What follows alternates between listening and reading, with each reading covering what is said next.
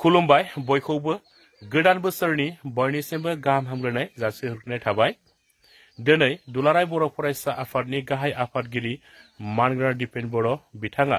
गोदान बोसोरनि बयनिसिमबो गाहाम हामलायनाय जासिहरनायजों लोगोसे बिथाङा खौरांगिरिनि सिगाङाव मा बिबुंथि होदों, बिथाङा मा बाथ्रा फोरमायदों, नोंथांमोना बिथांनि सुंद' बिबुंथि होनाय भिडिअ क्लिप्सखौ जोबजासिम नायनानै लाग्रो। भिडिअखौ जोबजासिम नायखांनायनि उनावहाय नोंथाङा मा बुजिनो हादों कमेन्टनि गेजेरजों फोरमायलायबानो जाबाय। बे 2025 गोदान बोसोर बे मायथाइयाव गिबियाव दुलाराय बर' फरायसा आफादनि जानानै गासै बर' फिसाफोर, बर' आइ आफा रायजो राजा, बिटिआर बड'लेण्डआव थानाय, बर' कसारि काउन्सिलाव थानाय, कार्बि आंलं डिमा हासाव आसाम नाङै जेसेबां बर' रायजो राजा बिथांमोन दङ, लोगोसेनो नेपालाव आरो बांलादेशआव, वेस्ट बेंगलाव, मेघालयआव, बेंगलराव, दिल्लीआव जेरावखि थाया मानो, बुहुमनि जिखि खनायाव थाया मानो, साफ्रोमखौबो गोदान बोसोर 2025 बे इंराजि मायथाइनि गोसो गोरबोनि हामलायनाय, खुलुमनाय आरो साफ्रोमखौबो गोग्गो देहा आरो इयुन जि फैबाय थानाय 1 बोसोर 2025 बे जाफुंसारनायनि थाखाय आनान गसाइनियाव आरज गाबबाय। दिनैनि बे गोदान बोसोराव बे फुंबिलिनि समाव गासै बर'नि पर्टेल बे मिडियानि गेजेरजों बर' हारिनि थामोनथा रैखाथिनि थाखाय, बर' हारिनि माहारिबाद, बर' राव, बर' हारिमु बेनि गासै बिथिंनि जौगानाय, बेनि रैखाथिनि थाखाय दुलाराय बर' फरायसा आफादा थांनाय समाव जेरैबायदि हाबा मावदोंमोन, बिनिख्रुइ आरोबाव रासिन आरो गोख्रोंसिन हाबा मावलांनायनि थाखाय जोङो अराय समायखिरा लायो। जोंनि दालाय, जोंनि दखरा, जोंनि जिल्ला, जोंनि कलेज इउनिट कमिटि, जोंनि इउनिभार्सिटि इउनिट कमिटि, जोंनि मिरु आफादनि साफ्रोमबो गासै गोख्रों दैदेनगिरिफ्रा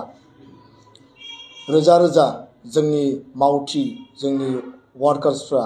हारि दानायनि थाखाय जान्जि खाफ्रानानै खामानि मावलांगोन, आंहा गोसोआव गोथौयै फोथायनाय दङ। दा बे बुब्लियाव जोङो जेखौ जेब्लायबो मोनदाङो जे गोजोन आरो खौसेथिखौ जों जेब्लाबो हास्थायो आरो थांनाय समनि जे मोनसे दुं हाव हाव थासारिमोन, दिनै बे थासारिखौ जोङो अभारकाम खालामनानै 2020 मायथाइनि उनाव बे गोजोन गोरोबथानि उनाव बड'लेण्ड ओनसोलाव, आसामाव बर' हारिनि जे थामोनथा रैखाथिनिखौ बिथा खालामनानै जे गोजोन गोरोबथा खालामनाय जादोंमोन, बिनि गेजेरजों दिनै गोजोना गायसनजाबाय आरो खौसेथिनि जे मोन्थोर, बे मोन्थोरखौ लानानै बड'फाया जेखौ बुंदोंमोन, बड'स अफ द वर्ल्ड इउनाइट, बुहुमनि बर'फ्रा खौसे जानांगौ, जों दिनैबो खावलायगोन जेसेबां जोंनि आफादफोर दङ, जेसेबां जोंनि गौथुमफोर दङ आरो बियो माहारियारि आफाद, फरायसा आफादानो जा, लोगोसेयैनो जोंनि बर' हारिनि दैदेनगिरिफोरजों दैदेनजानाय राजखान्थि हान्जायानो जाया मानो, जों खौसेथिनि थाखाय अरायबो साननांगोन, हाबा मावनांगोन आरो जों आवगायलांनांगोन। आरो बेखायनो आंहा गोथौ फोथायनाय दङ जे थांनाय समफोराव जिफोर एना एनि, जिफोर जोंनि गेजेराव गोनो गोथो सानलायनाय, गावजों गाव हिंसा हिंसि सानलायनाय, दान्थे बिदान्थे, बेफोरखौ जोङो नागारनानै फैबाय थानाय समाव जोङो गोख्रोङै बर' हारिनि अराय जौगासारनाय आरो जाफुंसारनायनि थाखाय खौसेथिनि मोन्थोरजों बयबो हाबा मावलांगोन आंहा बिसास दङ। खारन भाइब्रेन्ट बड' कमिउनिटि दानायनि थाखाय, बर' हारिखौ गेरेमसा माहारि दानायनि थाखाय बड'फाया जोंनि जे आदर्श होनानै गालांदों, जे मोनसे जोंनि प्रिन्सिपल आरो जे फिलसफि होनानै गालांबाय, बे आदर्श आरो बे जे खुन्थियाखौ होसोनानै दुलाराय बर' माहारिया खामानि मावगासिनो दङ। आरो दुलाराय बर' फरायसा आफादा जों फायखि बायदि भलन्टियार हिसाबै हारिनि निर्माणनि थाखाय, हारि सेबा खालामनायनि थाखाय जों खामानि मावगासिनो दङ। दा मानगोनां रायजो राजा नोंथांमोन, नैबे मिडियानि गेजेरजों 2025 सनाव दुलाराय बर' फरायसा आफादनि जिफोर जोंनि प्लेस, जोंनि जि समायखिरा, जोंनि जि टारगेट बा जोंनि जि माने हाबा मावनायनि जि मोनसे गल एजेन्डा जों सेट खालामदों, बे एजेन्डाफोरनि गेजेराव गुबैयै बर' बिजों सोलोंथाइखौ गोख्रोंसिन आरो राफोदसिन फोथांना लाखिनांगौनि थाखाय जिखिनि जेंना जेंसि दङ बेखौ सुस्रांनायनि थाखाय जों गोख्रोङै हाबा मावगोन आरो बर' बिजोंजों गोग्गो सोलोंथाइ गुन गोनां सोलोंथाइ लानांगौनि थाखाय जोंनि फरायसा फरायसुलिफोरखौ लानानै जिखिनि हाबा मावनांगौ दङ जों बेखौ हाबा मावलांगोन बादायलायनाय आनजादाव कम्पिटिटिभ आनजादाव जिखिनि जोङो एफर्ट होनांगौ जिखिनि जों एवारनेस आरो काउन्सिलिं होनांगौ बे गासै काउन्सिलिं एवारनेस आरो अरियेन्टेसननि थाखाय जों गोख्रोङै हाबा मावगोन दुलाराय बर' फरायसा आफादा जों गोथौयै मिथियो जोङो रियेलाइज खालामो जे बर' रावा 80 सिडुलाव रिकगनिसन मोनबाय आरो बेजों लोगोसेनो आसामनि लोगो सरकारि राव एस'सियेट अफिसियेल लेंगुवेज हिसाबै दिनै मर्यादा मोनबाय थेवबो दिनै बर' रावखौ आसाम जुडिशियेल सार्भिस बे आसाम जुडिशियेल सार्भिसाव माने दाबो बेखौ थिसननायनि थाखाय बा बेयाव लेंगुवेज जे अपसन गैयैनि थाखाय जोंनि जुडिशियेल सार्भिस CGM बा नोङो माने सेसन जाज बा नोङो बायदिसिना जिखिनि हाइकर्ट बा डिस्ट्रिक्ट कर्टनि जाजेसफोर दङ बे लेभेलनि एपइन्टमेन्ट आरो रिक्रुटमेन्टनि जे आनजाद जुडिशियेल सार्भिसनि आनजादाव बन्सित जानो गोनां जादों बिनि थाखाय जोङो सरकारखौ नारसिनगासिनो दङ आरो CTET जि मिरु लेभेलाव खुङो गभर्नमेन्ट अफ इन्डिया खुङो बे CTETआव L1 लेंगुवेज अपसना बर'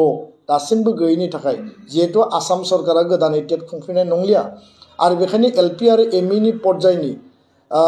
एपइन्टमेन्ट आरो रिक्रुटमेन्टनि थाखाय CTETआव जोंनि केन्डिडेटफ्रा बर' लेंगुवेज अपसनजों बिथांमोना क्वालिफाइ जानांगोन दा बे अपसना गैयैनि थाखाय दिनै जोंनि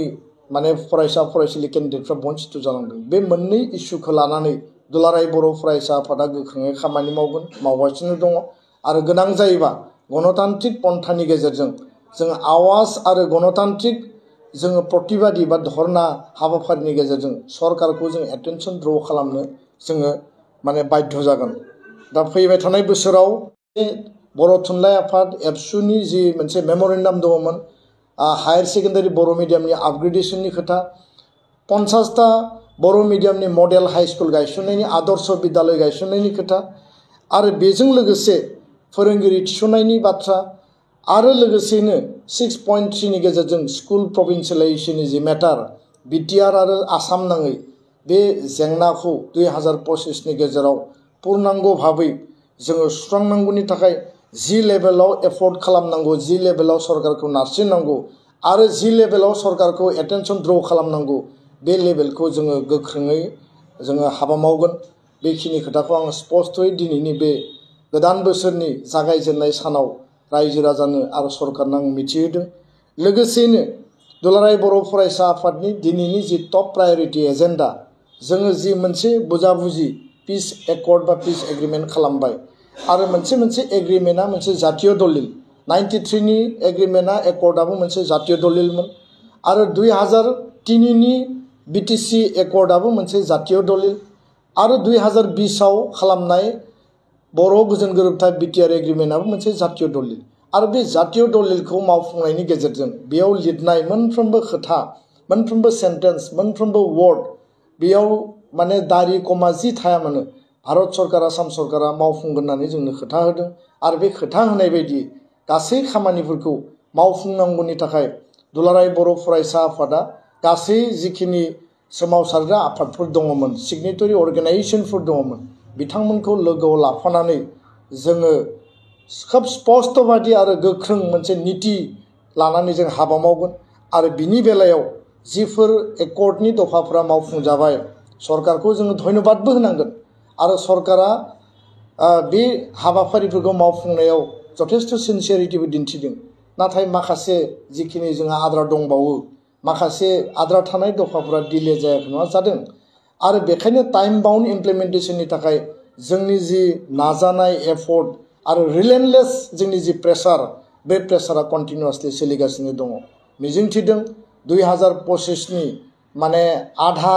बाहागोआवनो फैबाय थानाय माने 3 निफ्राय 6 दाननि गेजेराव मेजर जिखिनि जोंहा एचिभमेन्ट मोनबावनांगौ दङ जिखिनि जोङो एचिभमेन्ट मोननांगौनि थाखाय जिखिनि हाबा मावबावनांगौ दङ आरो बे बेलायाव जुदि BTR बड'लेण्डनि खोथाखौ जुदि जों रायखाङोब्ला बेयाव गामि सोसननांगौ दङ, बेयाव